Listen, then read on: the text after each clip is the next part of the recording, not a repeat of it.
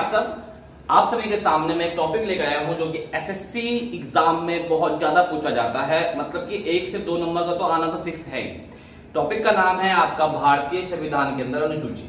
हम अनुसूची के बारे में बहुत डिटेल में इस वीडियो में पढ़ेंगे और आपको बता दें कि अनुसूची जब भारत का संविधान बना था, बन के रेडी जब हुआ था 26 नवंबर 1949, तो उस वक्त अनुसूची जो थी उस वक्त अनुसूची थी 8। अब वर्तमान में अनुसूची हो गई है 12। ये भी याद रखने वाली बात है। अब देखते हैं कि जो 12 अनुसूची है उसके अंदर क्या क्या चीजें बताई गई है। एक एक करके हम हर अनुसूची के बारे में बहुत डिटेल में पढ़ेंगे और देखते रहिए वीडियो को विदाउट स्किप करे हुए लास्ट तक देखते रहिए। क्वेश्चन भी बहुत सारे मैं पूछ रहा हूं और आप सबको कमेंट में बताइएगा। देखिए प्रथम अनुसूची के बारे में बात करते हैं। जो प्रथम अनुसूची है उसके अंदर राज्य और केंद्र शासित प्रदेश इनके बारे में ही उल्लेख करा गया। प्रथम अनुसूची के अंदर स्टेट एंड यूनियन टेरिटरी। अब बात आती है कि जी स्टेट कितने होते हैं। स्टेट होते हैं 28 और संघ शासित क्षेत्र मतलब केंद्र शासित प्रदेश वर्तमान में कितने 8। आपको याद होना चाहिए स्टेट कौन कौन से हैं और केंद्र शासित प्रदेश कौन कौन से हैं। दिल्ली क्या है, स्टेट है या इसमें आएगा केंद्र शासित प्रदेश में, कमेंट में बताइएगा। नोट, इससे एक क्वेश्चन जरूर पूछा जाता है कि जो दिल्ली है, देखिए 69वें संशोधन के द्वारा दिल्ली को राष्ट्रीय राजधानी क्षेत्र का दर्जा मिला। मतलब क्या कि दिल्ली को एनसीटी कहा जाता है, एनसीटी नेशनल कैपिटल। देखिए तो कब कौन संशोधन के द्वारा मिला, 69 संशोधन कब हुआ था 1991। आर्टिकल कौन सा था 239 ए, 239 ए बी भी है, 239 ए हम देखें इसके द्वारा। तो ये चीज ये और ये दिल्ली के लिए इंपॉर्टेंट है। ठीक है जी, क्वेश्चन जैसे आ जाएगा कि दिल्ली जो है वो एनसीटी कौन से संशोधन से बना, तो 69 संशोधन। नोट नंबर 2 जून 2014 को आंध्र प्रदेश से अलग तेलंगाना राज्य बना। जो तेलंगाना था वो पहले आंध्र प्रदेश में था, अब ये अलग हो गया। चलिए, तो इस प्रकार से प्रथम अनुसूची के अंदर राज्य और केंद्र शासित प्रदेश के बारे में उल्लेख करा गया। देखते हैं इसके बारे में।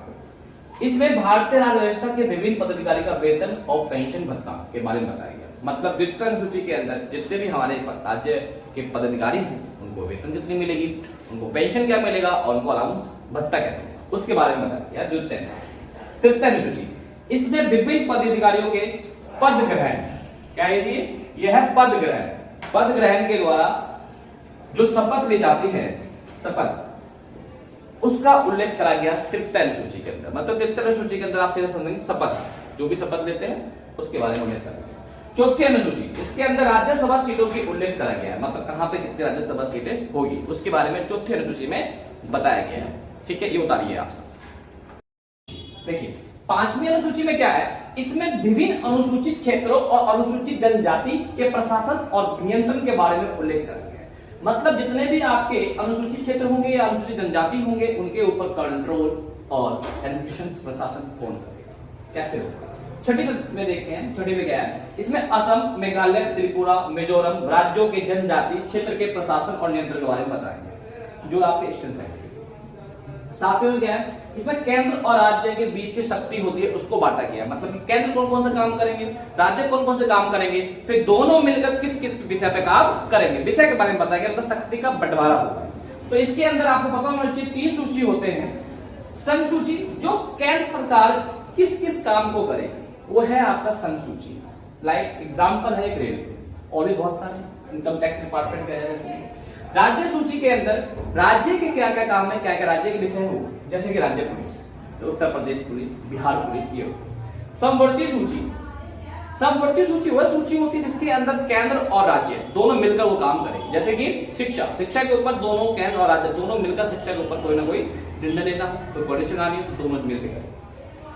अब एक क्वेश्चन आता है आपसे, मैं पूछूंगा कमेंट बॉक्स में बताना कि दिल्ली पुलिस इनमें से किस में आएगा, दिल्ली पुलिस। ओके, 8वीं अनुसूची आता है। 8वीं अनुसूची के अंदर बताया गया है प्यारे बच्चों भाषा के बारे में। जब भारतीय संविधान बना था तो उस वक्त 14 भाषा, अब वर्तमान में कितनी भाषा है, 22 भाषा। 8 भाषा जोड़ी गई है अलग अलग साल में। जैसे कि मान लीजिए मैथिली और डोगरी ये जोड़ी गई। तो मैथिली भाषा आपको पता ही होगा कि मैथिली भाषा जो है बहुत ज्यादा आप देखेंगे तो बिहार के साइड पे जाएंगे आप तो वहां बोली जाती है। तो इसी प्रकार ये 8 सूची है। अब 9वीं सूची हम बताएंगे, इसे आपका।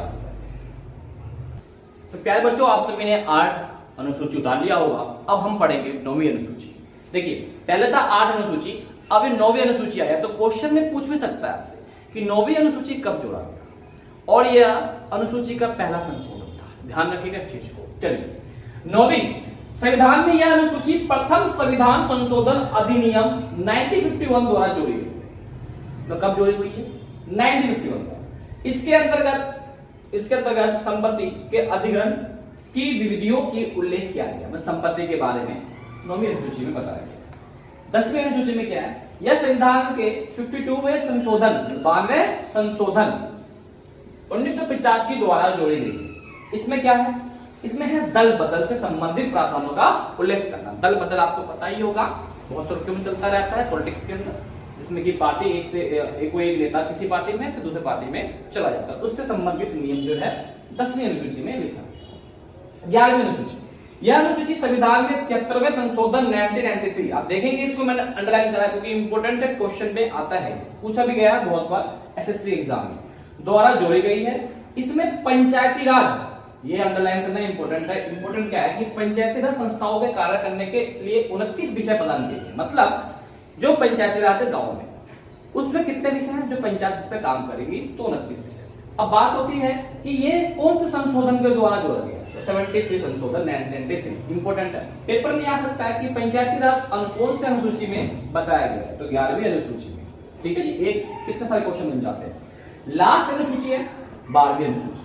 यह अनुसूची संविधान में 74वें संशोधन, मतलब देखिए 11वीं जो हो गया 73, 73वें, अगला क्या होगा? 74वें। साल दोनों का एक है, याद करने का ट्रिक भी है, साल दोनों का एक। 74वें संशोधन द्वारा जोड़ी गई। इसमें क्या करेगा?